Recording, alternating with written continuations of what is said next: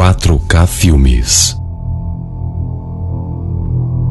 apresenta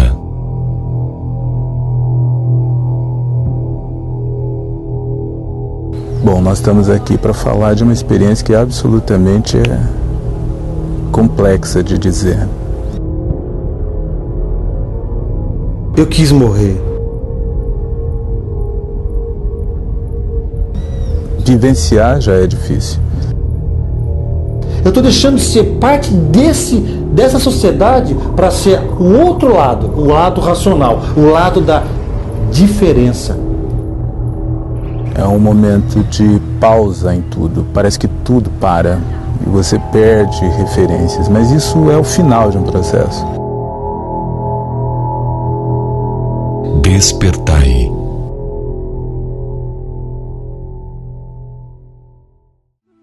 Nós interpretamos o suicídio como um problema estritamente espiritual. O suicídio é uma grande lástima,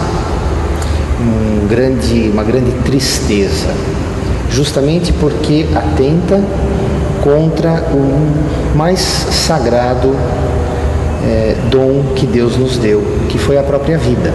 Eu acredito que, como a maioria das religiões, nós interpretaremos como sendo uma grave falta para com a sabedoria e a misericórdia divina. Às vezes a tentativa de suicídio, ela não tem uma intenção letal, mas ela tem uma intenção de catarse, de desabafo, de desespero e às vezes também um pedido de ajuda. Na depressão a pessoa perde o prazer pela vida. Então, as atividades que ela fazia antes, ela começa a deixar de fazer.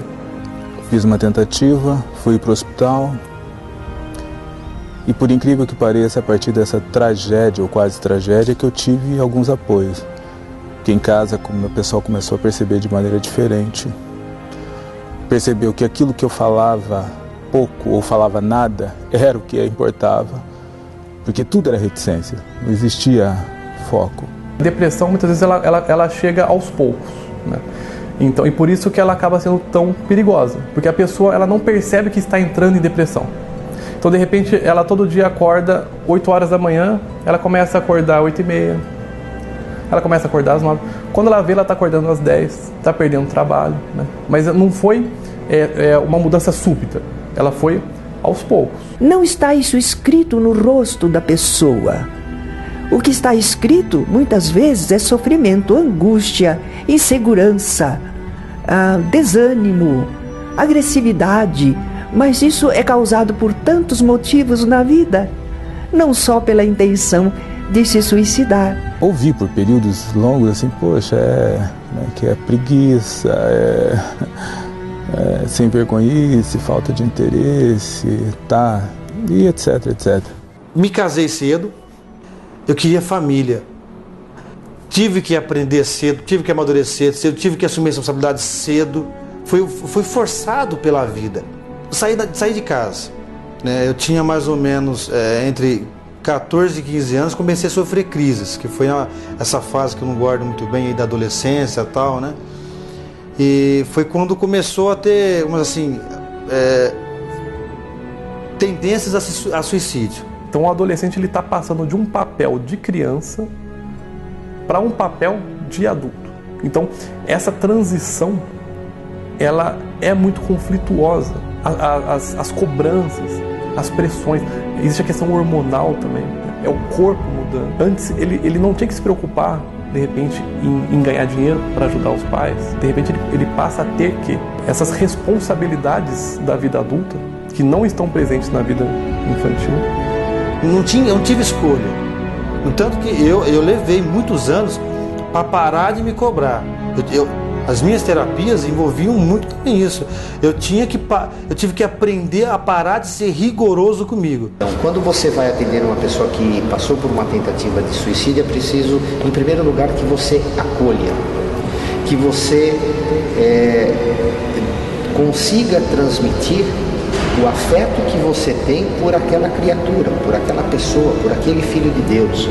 E que o que você mais quer é que justamente ele valorize o dom que Deus nos deu, o dom da vida. O futuro da prevenção do suicídio está, sem dúvida, vinculado às novas ferramentas eletrônicas, né?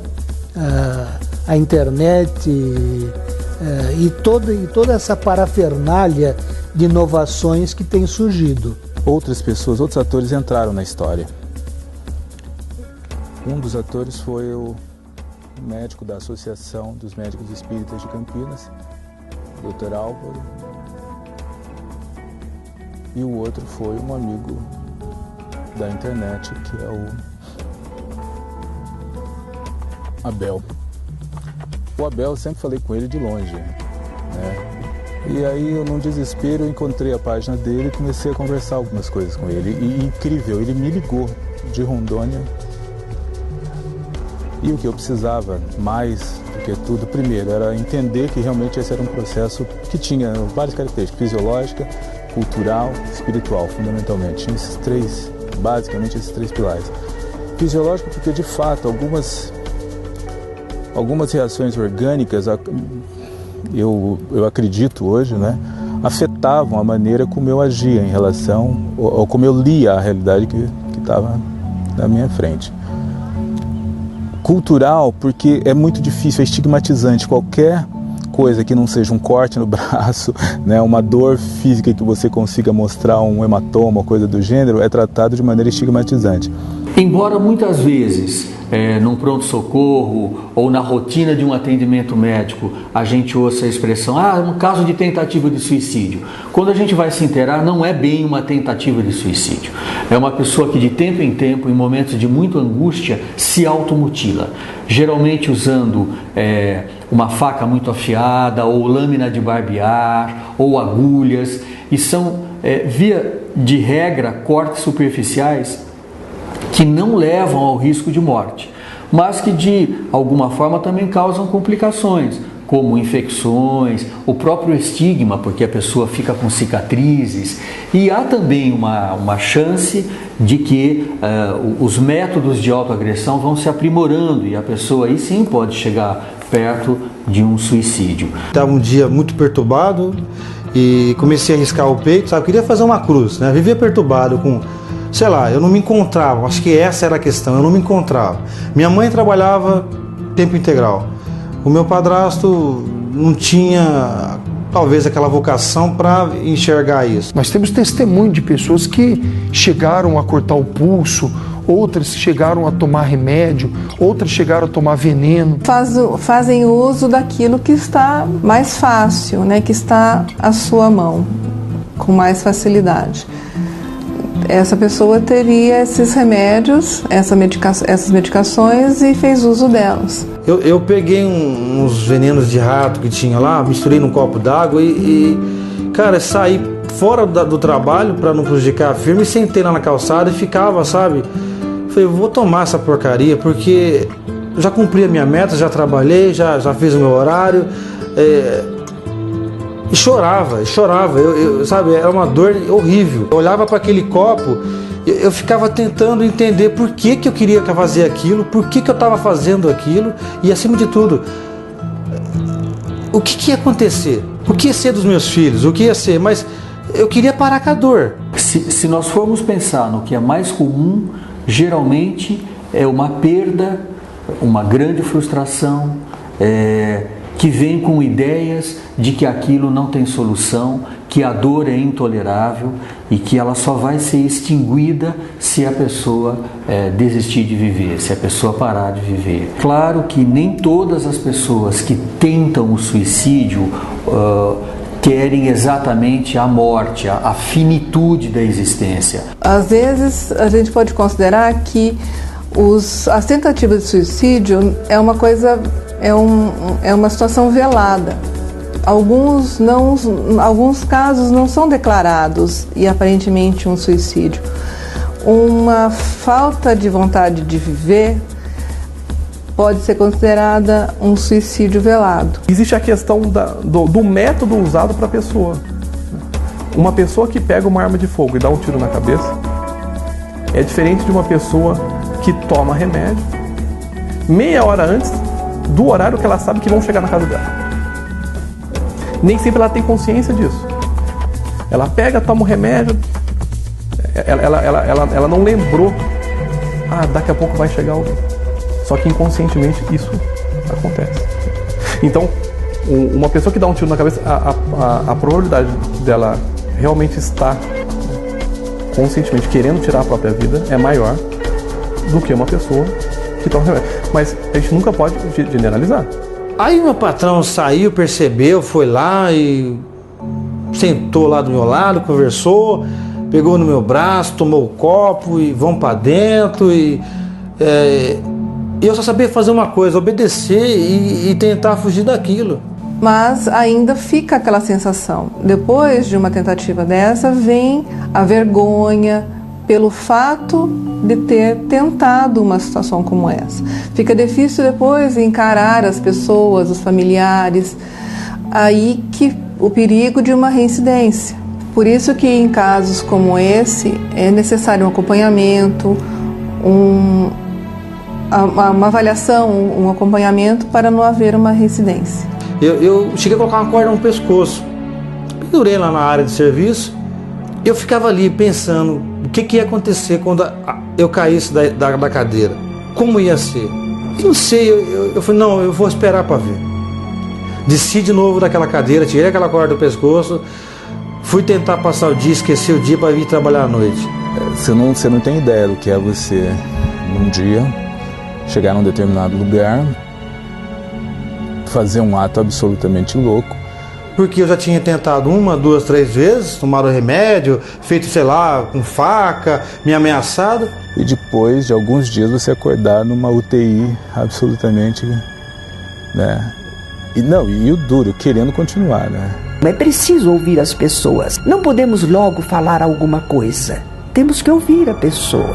Porque há tantas razões que levam as pessoas ao suicídio que nós não podemos começar logo a aconselhar, tentar orientar, sem saber os porquês. Que o que eu queria era carinho, era amor, era atenção. Era isso que eu queria. Eu passei vários dias, né, todos intercalados, sem sair do quarto, e as pessoas falavam que era frescura. Então, cada conceito mais distante daquilo que você está passando é mais dolorido. E aí você vai se fechando. Quando você está se sentindo emocionalmente mal, você não fala. Ou você fala de forma absolutamente diferente. Porque a comunicação, ela acontece um baita de uma intervenção nessa comunicação, que ela deixa de ser comunicação e passa a ser uma tentativa de manipulação. Mas é uma tentativa de suprir a falta, né, de capacidade de mostrar, olha, está doendo. Mas aonde? Mas está doendo aqui, eu não consigo demonstrar. E é dor, infelizmente é dor, infelizmente é uma... E aí na verdade você não quer se matar, eu já ouvi falar isso, eu até tirava sarro, que não quer se matar, esses negros estão loucos e tal. Mas na verdade você não quer mesmo, você quer solucionar o problema.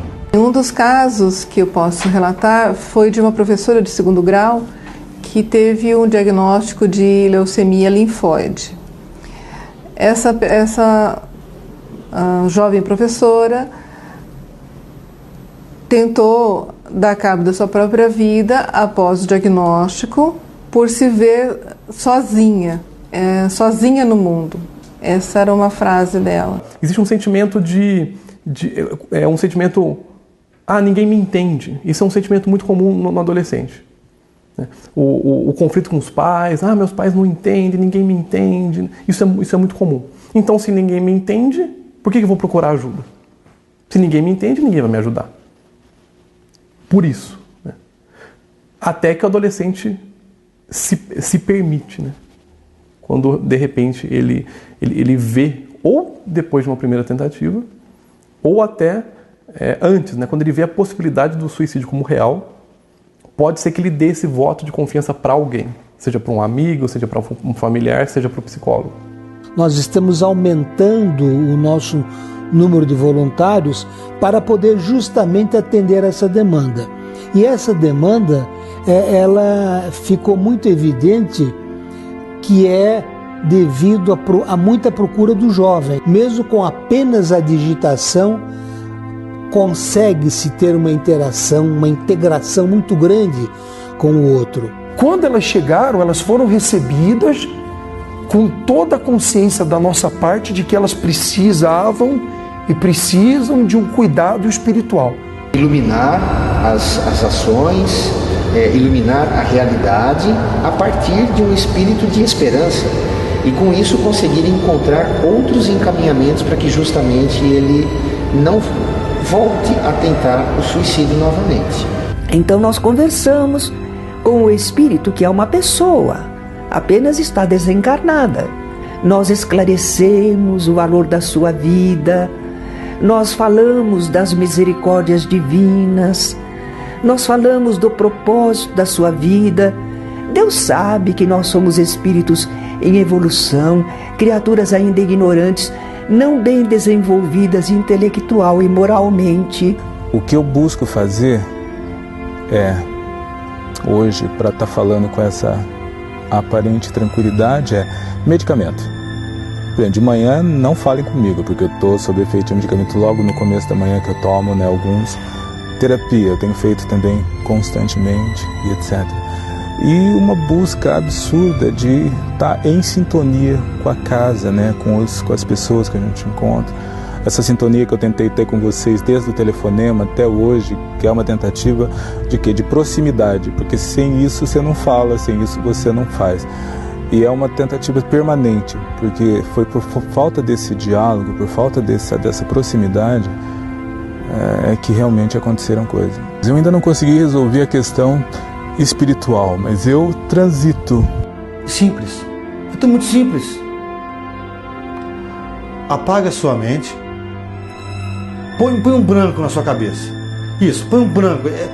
O dia que eu falei assim, hoje eu vou procurar o posto de saúde, eu vou procurar uma ajuda, eu vou procurar alguém que me socorra, eu elevei isso. Eu pus um branco na minha cabeça, fui para um socorro, e lá na frente da triagem, da moça, que eu nunca vi na minha vida, morrendo de vergonha, morrendo de medo do que iam pensar de mim, eu disse, olha, assim, acontece assim. E a partir daí a minha vida mudou. Você prefere morrer ao dizer que assumir que você tem um problema, que você está solitário, que você está sozinho, que você quer terminar com o sofrimento ali daquela maneira horrível. Façam você. Eu não sou o mais inteligente do mundo, mas você é vivo. E para fazer algo diferente, tem que estar vivo. Se você está vivo, você pode fazer diferença. Então você, se você conhece alguém, seja um amigo, seja um familiar, que você percebe que está nesse quadro depressivo, se você percebe que a pessoa está se entregando à depressão, o ideal é você tentar ajudar. Quanto mais as pessoas tentarem ajudar, melhor. Quanto antes a gente conseguir atuar na pessoa que está no quadro depressivo, melhor. Maior a probabilidade da gente tirar ela da depressão. Na medida que nós voluntários estivermos conversando, estivermos interagindo com a outra pessoa, nós estamos preservando um valor chamado solidariedade. E esse valor é fundamental para que esse planeta possa ter dias melhores. Mas ontem, antes de sair de casa, eu estou tentando colocar lá um ar-condicionado no quarto da minha filha, aquele antigo de janela, e tô lá, Passei o dia meio brigando com a esposa, que eu não sei, não sou pedreiro, mas dou um jeito, mas hora de ir pro trabalho, mesmo com toda a situação em que eu vivo no casamento, mesmo já não dizendo a minha esposa há algum tempo que eu não amo ela, dizendo a palavra te amo, eu senti um enorme desejo, uma imensa vontade de beijar, e beijei muito a minha esposa ali no portão de casa. Dei um beijo, sabe? Aquele que só mesmo um casal louco, apaixonado dá. Eu saí, eu saí assim, fui pro ponto de ônibus.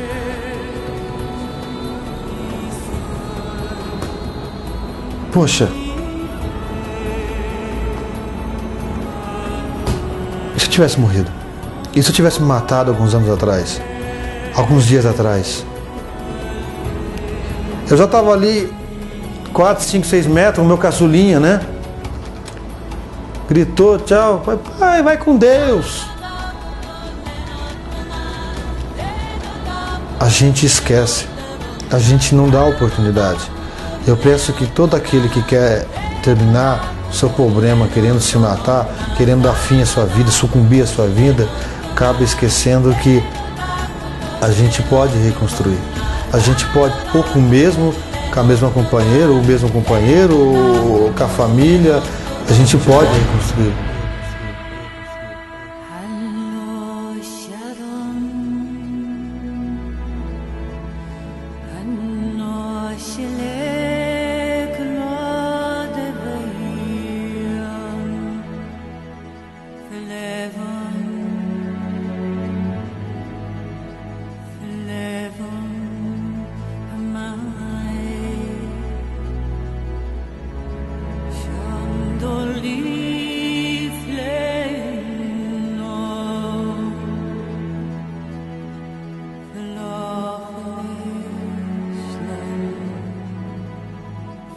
Lovely.